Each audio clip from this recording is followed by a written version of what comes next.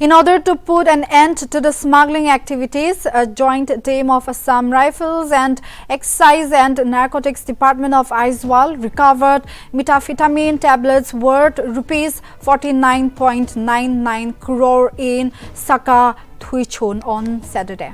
Based on an information received, mobile vehicle check post was launched by the teams on October 22. The team stopped a suspected vehicle around 10:40 am and found methamphetamine tablets during checking. The team has taken 4 individuals in custody and seized the entire consignment of tablets.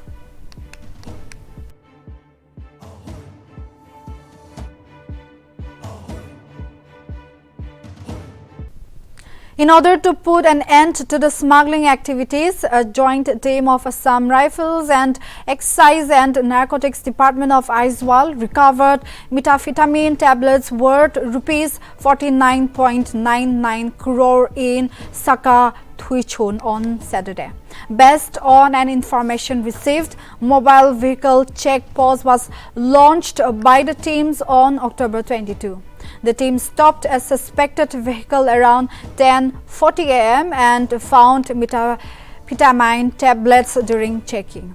The team has taken 4 individuals in custody and seized the entire consignment of tablets.